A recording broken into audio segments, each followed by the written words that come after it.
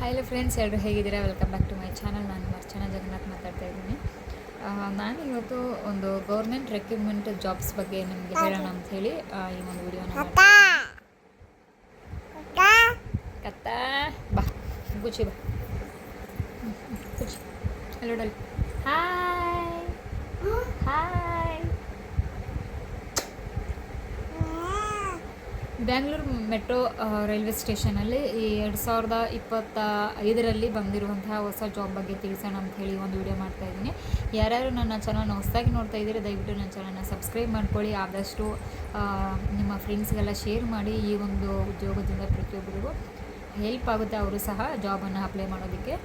ಬನ್ನಿ ಇವತ್ತು ಈ ಒಂದು ವಿಡಿಯೋ ಬಗ್ಗೆ ತಿಳಿಸ್ಕೊಡ್ತೀನಿ ಪೂರ್ತಿಯಾಗಿ. Bangalore metro railway job 2025 jobs ಬಂದು ಆಲ್ರೆಡಿ ನಮಗೆ ಜಾಬನ್ನು ಬಿಟ್ಟಿದ್ದಾರೆ. ಇದರ ಲಾಸ್ಟ್ ಡೇಟ್ ಬಂದು 30th ಜೂನ್, ಅಂದರೆ ಈ ತಿಂಗಳು 30ನೇ ತಾರೀಕು ಲಾಸ್ಟ್ ಡೇಟ್ ಆಗಿದೆ. ಮತ್ತು ಆಲ್ರೆಡಿ ಬಿಟ್ಟಿರುವಂತಹ ಜಾಬು 6th ಈ ಮಂತಲ್ಲಿ 6ನೇ ತಾರೀಕು ಈ ಜಾಬನ್ನು ಬಿಟ್ಟಿದ್ದಾರೆ. ಮತ್ತು ಸಬ್ಮಿಟ್ ಹಾರ್ಡ್ ಕಾಪಿ ಅಂದರೆ 7ನೇ ತಾರೀಕು ಅಷ್ಟರಲ್ಲಿ ನಿಮ್ಮ ಒಂದು ಡಾಕ್ಯುಮೆಂಟ್ಸ್ ಎಲ್ಲನೂ ಅವರು ಕೊಟ್ಟಿರುವಂತಹ ಒಂದು ಪೋಸ್ಟ್ಗೆ ಹೋಗಿ ತಲುಪಬೇಕು. ಓಕೆನಾ? ಜುಲೈ 7th ಅಂದರೆ ನೆಕ್ಸ್ಟ್ ಮಂತ್ 7ನೇ ತಾರೀಕು ಅಷ್ಟರಲ್ಲಿ. ಸೊ ಬನ್ನಿ ಯಾವ ರೀತಿ ಯಾವ್ಯಾವ ಜಾಬ್ಗೆ ಬಿಟ್ಟಿದ್ದಾರೆ ಮತ್ತು ಎಷ್ಟು ಸ್ಯಾಲ್ರಿ ಅಂತ ಹೇಳಿ ನೋಡ್ಕೊಂಬರೋಣ. ಯಾರದು?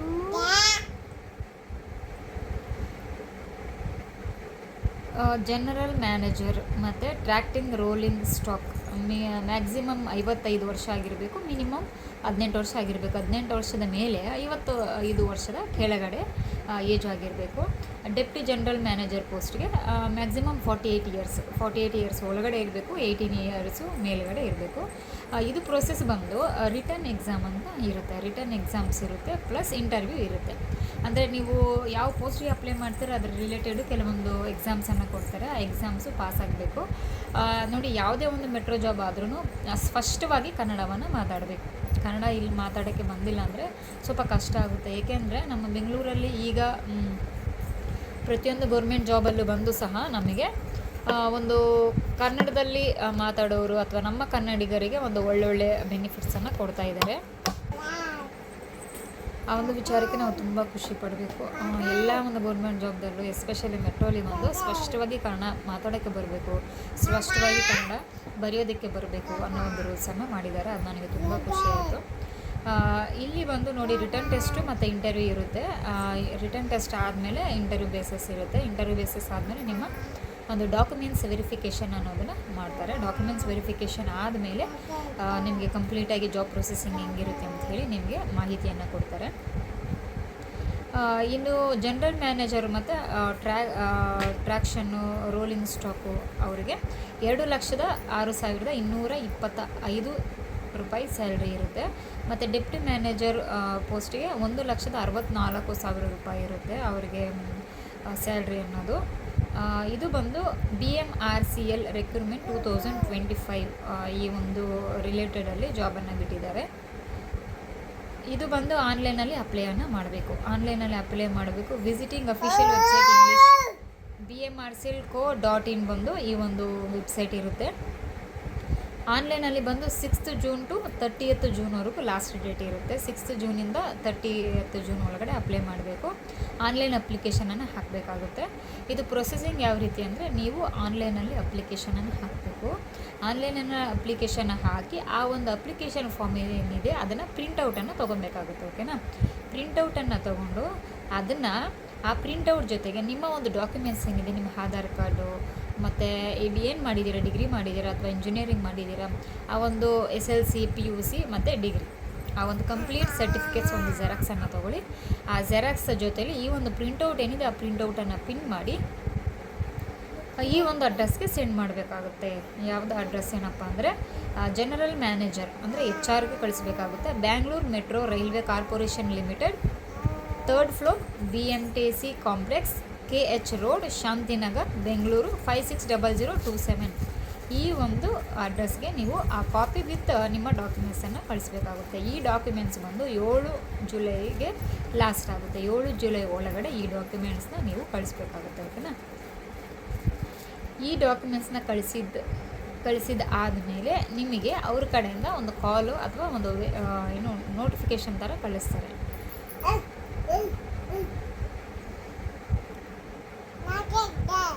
ಜನರಲ್ ಮ್ಯಾನೇಜರ್, ಡೆಪ್ಟಿ ಜನರಲ್ ಮ್ಯಾನೇಜರ್ಗೆ ಮತ್ತು ಜನರಲ್ ಮ್ಯಾನೇಜರ್ಗೆ ಏನಪ್ಪ ಇರಬೇಕು ಕ್ವಾಲಿಫಿಕೇಷನ್ ಅನ್ನೋದಾದರೆ, ಡೆಪ್ಟಿ ಜನರಲ್ ಮ್ಯಾನೇಜರ್ ಮತ್ತು ಟ್ರ್ಯಾಕ್ಷನ್ ಮತ್ತು ರೋಲಿಂಗ್ ಸ್ಟಾಕ್ ಅವರಿಗೆ ಬಂದು ಡಿಗ್ರಿ ಇನ್ ಎಲೆಕ್ಟ್ರಿಕಲಲ್ಲಿ ಡಿಗ್ರಿ ಮಾಡಿರಬೇಕು, ಅಥವಾ ಎಲೆಕ್ಟ್ರಾನಿಕ್ಸ್ ಮಾಡಿರಬೇಕು, ಅಥವಾ ಕಮ್ಯುನಿಕೇಷನ್ ಇಂಜಿನಿಯರಿಂಗ್ ಮಾಡಿರಬೇಕು. ಓಕೆನಾ.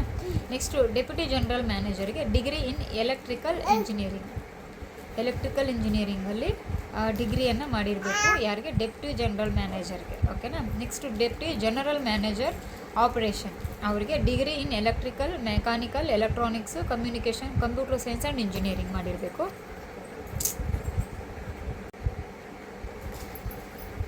ಅದಾದಮೇಲೆ ಜನರಲ್ ಮ್ಯಾನೇಜರ್, ಸೇಫ್ಟಿ ಜನರಲ್ ಮ್ಯಾನೇಜರಿಗೆ ಡಿಪ್ಲೊಮಾ ಇನ್ ಸೇಫ್ಟಿ ಮ್ಯಾನೇಜ್ಮೆಂಟ್ ಡಿಗ್ರಿಯನ್ನು ಮಾಡಿರಬೇಕಾಗುತ್ತೆ.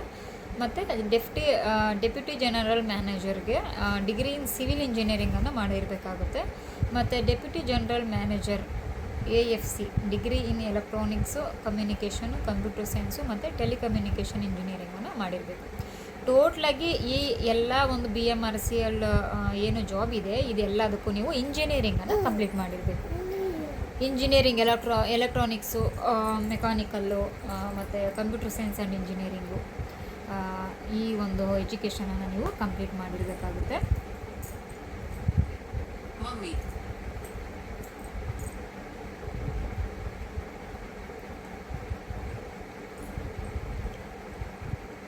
ಇದಿಷ್ಟು ನೀವು ಜಾಬ್ ಅಪ್ಲಿಕೇಶನ್ ಮಾಡುವಂಥ ಒಂದು ಪ್ರೊಸೆಸ್ಸು. ನಿಮ್ಗೆ ಯಾವುದೇ ರೀತಿ ಒಂದು ಡೌಟ್ ಇದ್ದರೂ ಸಹ ನೀವು Bangalore metro railway government job 2025 ಅಂದರೆ ನೀವು BMRCL ಅಂತ ಹಾಕಿದ್ರೆ ಸಾಕು, co.in ಅಂತ ಹಾಕಿದ್ರೆ ಸಾಕು, ನಿಮಗೇನು ಒಂದು ಅಂದರೆ ನಿಮಗೇನು ನೋಟಿಫಿಕೇಷನ್ ಇದೆ, ಜಾಬ್ ನೋಟಿಫಿಕೇಷನ್, ಅದು ನಿಮಗೆ ತೋರಿಸುತ್ತೆ.